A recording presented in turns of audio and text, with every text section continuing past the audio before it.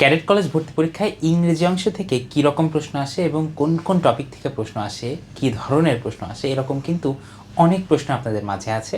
আজকের এই ভিডিওটা আমরা মূলত এই সব নিয়েই আলোচনা করব, পার্টিকুলারলি ইংরেজি অংশের উপরে। আমি Sezan Ahmed Arko, ex cadet, Rangpur cadet college. চলুন শুরু করা যাক ভিডিওটি। প্রথমত আমরা দেখতে পাচ্ছি এখানে ক্যাডেট কলেজের গত বছরের সিলেবাসটা ওপেন করা আছে এবং ইংরেজি অংশে আমরা দেখতে পাচ্ছি টোটাল মার্কস থাকে বরাদ্দ 100 মার্কস। 300 মার্কের মধ্যে 100 মার্ক কিন্তু ইংরেজি অংশতেই বরাদ্দ থাকছে। সো আপনারা বুঝতে পারছেন ইংরেজি অংশটা আসলে একটু ভাস্ট অংশ নিয়ে তৈরি এবং এটা মূলত দুই ভাগে বিভক্ত। প্রথম আমরা দেখতে পাচ্ছি গ্রামার অংশ একটা বড় অংশ, তারপরে আমরা যদি খেয়াল করি আমাদের যে গাইডেড রাইটিং বা রিটেন অংশ আমরা রিটেন হিসেবে ধরি, এটাতে কিন্তু 40 মার্কস বরাদ্দ থাকছে।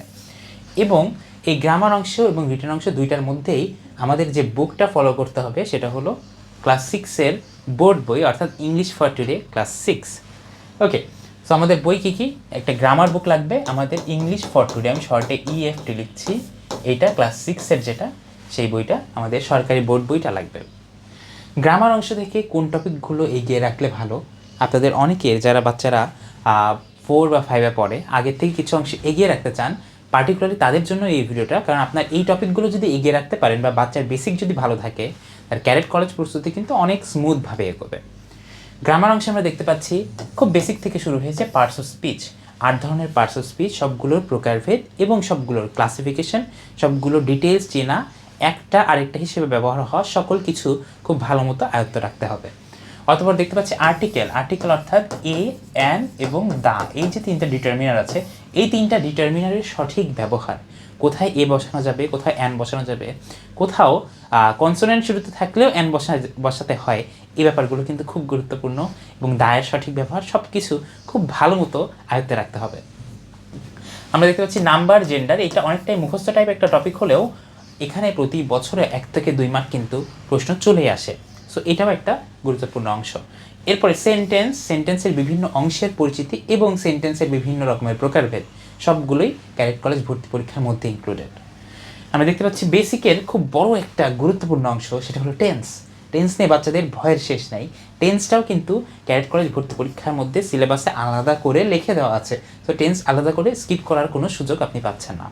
টেন্সের ক্ষেত্রে যে বিষয়টা, বাচ্চারা বেসিক ব্যাপারগুলো ক্যাডেট কলেজে এক্সামে দেওয়া হয়, বাচ্চারা খুবই ভয় পায়।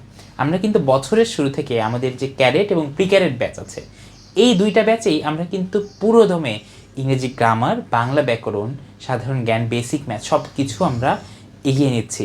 বাচ্চারা যেন বছরের শুরু থেকেই কঠিন সকল যে বেসিক বিষয়গুলো আছে সবগুলোই কিন্তু আয়ত্ত ধরতে পারে বা আয়ত্তে রাখতে পারে নিজের। ওকে, আমরা দেখতে পাচ্ছি যে টেন্স সকল প্রকারের টেন্সের পরিচিতি, টেন্স অনুযায়ী সঠিক ভার্বটা বাচ্চারা ব্যবহার করতে পারছে কিনা, হয়তো একটি ক্লু দেওয়া আছে রাইট ফর্ম অফ ভার্বে, ওইখানে সঠিক টেন্স অনুযায়ী ভার্ব বসাতে পারছে কিনা, এটা কিন্তু খুব গুরুত্বপূর্ণ। তারপর রাইট ফর্ম অফ ভার্ব, আমরা ছোটোবেলা থেকে আমরা দেখছি রাইট ফর্ম অফ ভার্ব খুবই গুরুত্বপূর্ণ এবং রাইট ফর্ম অফ ভার্ব থেকে অলমোস্ট প্রতি বছর কোয়েশ্চেন আসে, 1-2 বছর মাঝে মিস যেতে পারে। আপনি বিগত 10 বছরের ক্যাডেট কলেজের প্রশ্ন দেখলে বুঝবেন রাইট ফর্ম অফ ভার্বের মধ্যে অন্য অনেক টপিক মিলে আসে। এটা একটা কমপ্লেক্স টপিক আর কি, বিভিন্ন বিভিন্ন টপিকের সংমিশ্রণে এটা থেকে প্রশ্ন করা যায়। এরপর আমরা দেখতে পাচ্ছি ট্রান্সফরমেশন অফ সেন্টেন্স। যখন বাচ্চারা সেন্টেন্স পড়বে, এগুলোর বিভিন্ন স্ট্রাকচার পড়বে, একটার থেকে আরেকটা ট্রান্সফর্ম করা কীভাবে হয়, ওইটাও কিন্তু বাচ্চাদের শেখানো হচ্ছে আমাদের ব্যাচে। ওকে, তারপরে ডিগ্রিজ অফ কম্প্যারিজন অ্যাডজেক্টিভের, পার্টিকুলারলি অ্যাডজেক্টিভের যে 3 রকমের ডিগ্রি, পজিটিভ, কম্পারেটিভ এবং সুপারলেটিভ ডিগ্রি, এই 3টার মধ্যে কম্প্যারিজন, 3টার মধ্যে ট্রান্সফরমেশন কীভাবে হয়, কীভাবে সংঘটিত হয় বা বাচ্চারা কীভাবে করবে, এই ব্যাপারগুলো এই টপিকের মধ্যে অন্তর্নিহিত। আমরা দেখতে পাচ্ছি মডালসটা যদিও পার্টস অফ স্পিচের ভার্বের মধ্যেই চলে যায়, তবু এই টপিকটা আলাদা করে দেওয়া আছে, কারণ এই টপিক থেকে আলাদা কোয়েশ্চেন হওয়ার চান্সটা বেশি। মডাল অক্সিলারিজ যেগুলো আমরা বলি, can, could, shall, should, will, would, may, might ইত্যাদি, এগুলো হলো মডালস।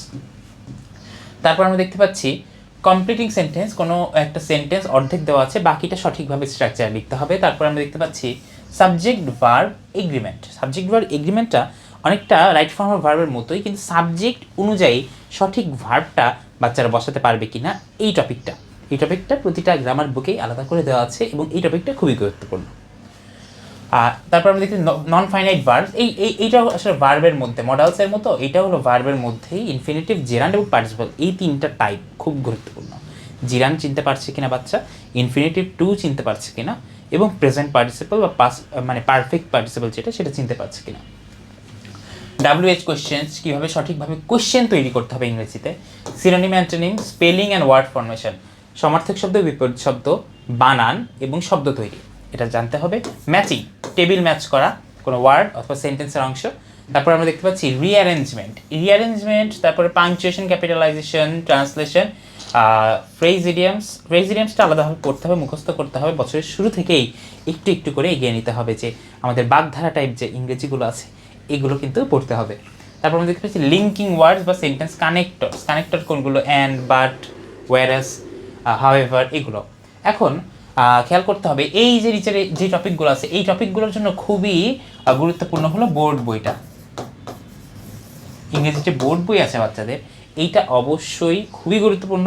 বোর্ড বইটা পুরাটা কারিকুলাম খুব ভালো মতো পড়তে হবে এবং তার পাশাপাশি গ্রামারটা পড়তে হবে। কিন্তু গ্রামারেই আসলে ক্যাডেট কলেজ ভর্তি পরীক্ষাটা শেষ হচ্ছে না।